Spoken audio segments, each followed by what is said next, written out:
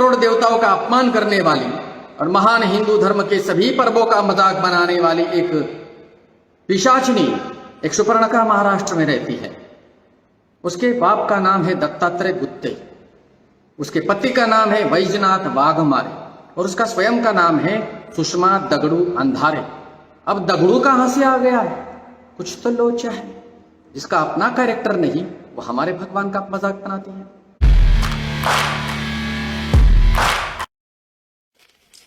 साथियों, जय हिंद। डॉक्टर संग्राम पाटिल इंग्लैंड से बात कर रहा हूं।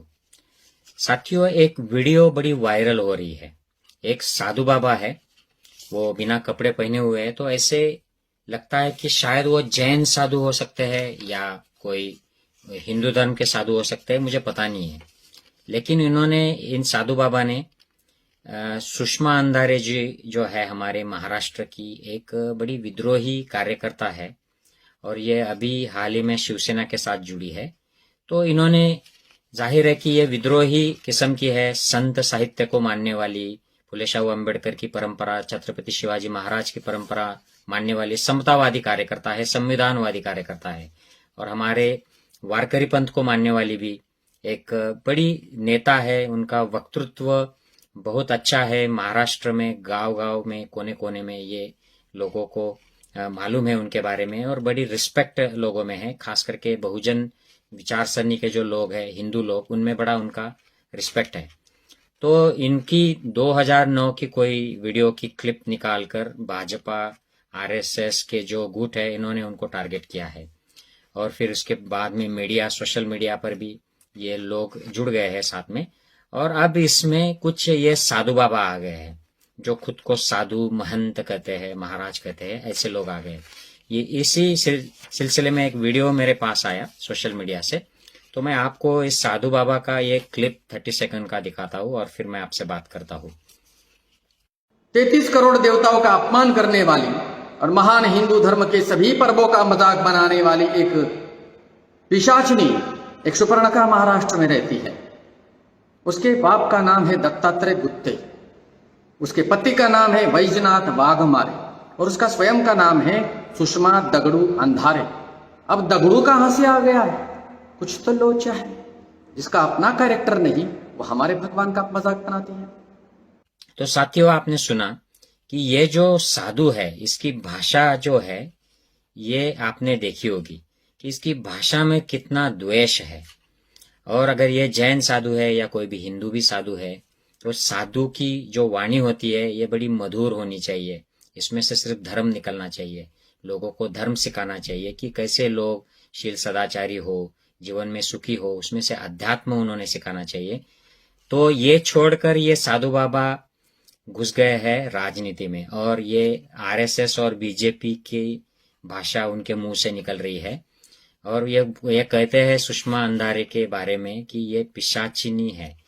तो ये पिशाचिनी, भूत पिशाचिनी, ये जो है ये अंधश्रद्धा वाली बातें जो औरतों को डाकिन, पिशाचिन या हमारे महाराष्ट्र में चुड़ैल भी बोलते हैं। तो ये जो शब्द इस्तेमाल किए जाते हैं ये पुरुष डोमिनेंस जो होता है, पुरुषवादी संस्कृति का ये रिप्रेजेंटेशन होता है। तो ये बाबा, इनको इतनी भी तमीज नहीं है कि एक महिला के बारे में किस प्रकार की शब्द रचना इस्तेमाल करनी चाहिए। ये एक महिला जो पढ़ी लिखी है, जो प्रतिष्ठित है, जो समाज में उसके प्रबोधन से लोगों को फायदा होता है और उनका एक रिस्पेक्ट है, आदरणीय है, वो कोई क्रिमिनल बैकग्राउंड की नहीं है, कोई निगेटिव बैकग्राउंड की नहीं है, उनके बारे में इस प्रकार के शब्द ये इस्तेमाल करते हैं। तो ये कितने बदतमीज और कितने ईगोइस्टिक और कितने अंधे बाबा लोग होते हैं ये हमें इससे पता चलता है। दूसरा शब्द इन्होंने इस्तेमाल किया है सुपर्णखा। तो यही बात है साथियों कि सुपर्णखा है मतलब ये मूल निवासी है, बहुजन है, तो ये बुरी है, ये दिखने में भी बुरी दिखती है, तो इसकी नाक काट देना भी अलाउड है, ऐसा ब्राह्मणवादी साहित्य हमें बताता है। लेकिन अगर हम ठीक से देखते हैं, इतिहास में जाते हैं, तो नासिक का जो महाराष्ट्र में जो रीजन है ये सुपर्णखा का हुआ करता था। ये राजकुमारी थी, यहाँ की नागवंशीय राजपुत्री थी और उसको इस तरीके से पुराणों में राम लक्ष्मण द्वारा बदनाम किया गया। ये बिल्कुल गलत बात है क्योंकि ये रामायण ये कोई इतिहास नहीं, ये पुराण है। ये महाकाव्य है जिसको किसी वजह से लिखा गया है, किसी उद्देश्य से लिखा गया है और उसको प्रचलित किया गया है। इसके सैकड़ों एडिशन है अलग अलग। एक बौद्ध रामायण है जो सबसे पुराना है, जिसमें ये कोई बात नहीं आती है। राम लक्ष्मण सीता को कोई शूर्पणखा या रावण नहीं मिलते हैं। ये तो पुराणों की बात हो गई, जो काफी बाद में जब संस्कृत भाषा विकसित हो गई थी उस वक्त की ये बात है। तो लेकिन ये जो मनुवादी ब्राह्मणवादी सोच के जो लोग होते हैं, ये शूर्पणखा को इस तरीके से किसी महिला को शूर्पणखा कहेंगे, पिशाचिनी कहेंगे, चुड़ैल कहेंगे। तो इनकी ये मेल डोमिनेटिंग मनुवादी ब्राह्मणवादी वृत्ति दिखाई देती है। अगर ये बाबा जैन है तो ये बड़ी दुखदायी बात है, बड़ी धोखादायक बात है कि ये जो आरएसएस बीजेपी की जो द्वेष वाली राजनीति है, ये जैनों में भी घुस गई है। मैं देखता हूं, अगर ये बाबा जैन भी नहीं है तो काफी सारे मैं ऐसे जैन देखता हूं कि जो ये हिंदू मुस्लिम द्वेष या फिर सवर्णवाद, वर्चस्ववाद, वर्ण वर्चस्ववाद, ब्राह्मणवाद, इसका समर्थन करते हुए दिखाई देते हैं। मुझे पता नहीं उनका उसमें क्या फायदा होता है, उनको कोई राजनीतिक फायदा मिलता है या कोई और भी उनके डीलिंग्स होते हैं, पता नहीं। लेकिन ये बाबा तो पूरा बदतमीज बाबा दिखता है मुझे, इसमें कोई दो राह नहीं है। आगे वो कहते हैं कि उनका बाप कौन है। तो देखो इनकी भाषा, वाणी देखिए। साधु किसे कहते हैं? जिन्होंने अपने काया और वाचा और मन, ये तीनों पर कंट्रोल कर लिया है। ऐसे साधु जो मोह माया से दूर हो गए संसार की, जिन्हें सिर्फ अध्यात्म की पड़ी है, जो खुद की मुक्ति के लिए प्रयत्न करते हैं और लोगों को भी इस प्रकार की मदद करते हैं, उपदेश करते हैं। ये बाबा तो बिल्कुल ही उलझ गए।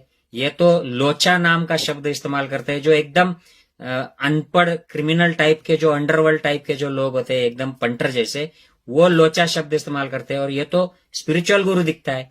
ये बड़ा बदतमीज आदमी लगता है मुझे, कोई सवाल ही नहीं है। और औरत को कहता है, एक औरत के, प्रतिष्ठित औरत के बारे में, कि इनका कैरेक्टर क्या है। अरे भाई, आप कैरेक्टर के बारे में क्या जानते हो? कैरेक्टर मतलब क्या? इसको संस्कृत, हमारे आध्यात्मिक भाषा में ही शील कहते हैं। और शील में वाणी का शील बहुत बड़ा इंपॉर्टेंट होता है, जिसमें वाणी पर कंट्रोल होना, सिर्फ झूठ न बोलना, ये बात नहीं है।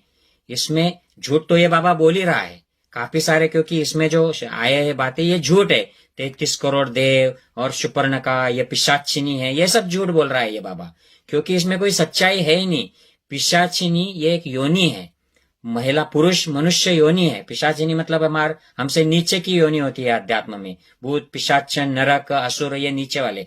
और अगर आप किसी मनुष्य की महिला को पिशाचिनी कहते हो, मतलब आप झूठ हो, आप अनपढ़ हो, गवार हो बाबा, आपको कोई भी ज्ञान नहीं है अध्यात्म का। और अगर है तो आप झूठ बोल रहे हो, राजनीति कर रहे हो, यही इससे साबित होता है। और कैरेक्टर निकालते हो एक महिला का। शील के बारे में आप लोगों में जरा जानकारी फैलाइए, खुद शील सदाचार का पालन कीजिए, उसका प्रसार कीजिए, तब बस साधु कहलाने लायक हो गए। नहीं तो फिर ये ऐसे राजनीतिक भगवाधारी तो बहुत है, राजनीति में है, चीफ मिनिस्टर्स हो गए, मंत्री हो गए, एमएलएज है, बम ब्लास्ट में उनको सजा हो गई है, उनको जेल हो गई है, ऐसे बहुत क्रिमिनल्स है। आप भी उन्हीं की बिरादरी के लगते हो। और फिर कहते हैं बाबा कि भगवान का मजाक और अपमान। अरे भाई, भगवान क्या होता है वो समझ लो पहले। भगवान ये ऐसी अवस्था होती है जो मनुष्य भी प्राप्त कर सकता है। ये हमें भगवान महावीर ने बताया है, भगवान बुद्ध ने बताया है कि जब मनुष्य अपने आप को पूरी तरह प्योर, निर्मल कर लेता है और खुद के बारे में जो सच्चाई है उसको जान लेता है और उसके जरिए इस विश्व की सच्चाई को जान लेता है, भग रागो सो भगवा, भग दोषो सो भगवा, भग मोह सो भगवा। राग द्वेष मोह को जो भग्न कर देता है, उस व्यक्ति को, इंसान को भगवान कहा जाता है।